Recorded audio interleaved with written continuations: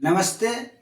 सपने सच होने की कल्पना ही हमारे जीवन को रोमांचक और प्रगतिशील बनाते हैं। प्रिय मित्रों, जीवन में हम सपने देखते हैं, उसे पूरा करने के लिए अनेक प्रकार का प्रयास करते हैं।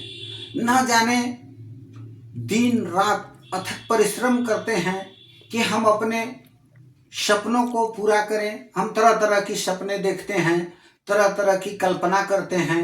और मनुष्य एक कल्पनाशील और विवेकशील प्राणी है। वह अपने परिश्रम के बदौलत, अपनी कल्पना के बदौलत, अपनी विवेक के बदौलत, अपनी संभावनाओं की सोचने की क्षमता के बदौलत, अपने ज्ञान और ऊर्जा के बदौलत असंभव काम को भी संभव कर देता है।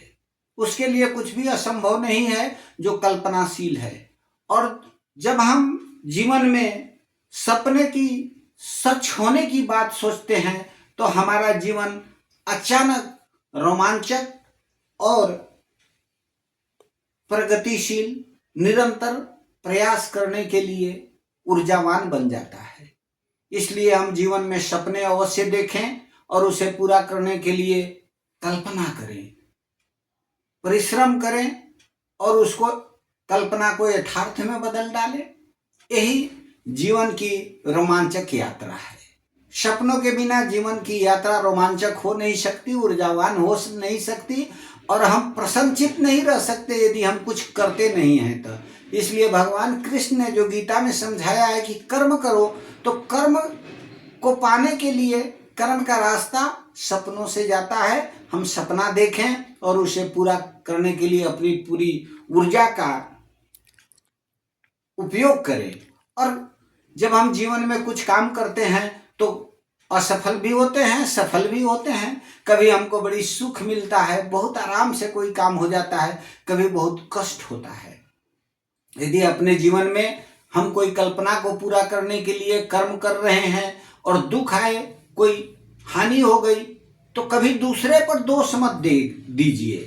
कभी भूल करके भी जीवन में दूसरे पर कभी दोष मत लगाइए, दूसरे की कमी मत देखिए।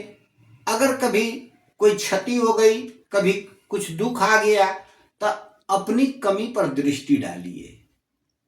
जब भगवान राम वन जा रहे थे, निषाद राज उन्हें छोड़ने आए वन में, तो उन्होंने देखा कि माता सीता और भगवान राम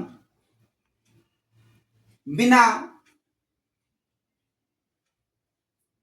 कुछ पैर में पहने हुए खुले पांव चल रहे हैं और चट्टानों पर रहकर, चट्टानों पर सोकर, चट्टानों पर बैठकर वन में अपना जीवन बिता रहे हैं।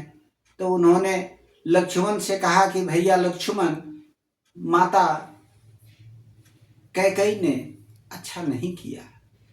तो लक्ष्मण जी बड़ी सौम्य भाव से, बहुत प्यार से निषाद राज को समझाते हुए कहते हैं कि काहू न कोई सुख दुख कर दाता, निज कृत कर्म भोग सबु भ्राता।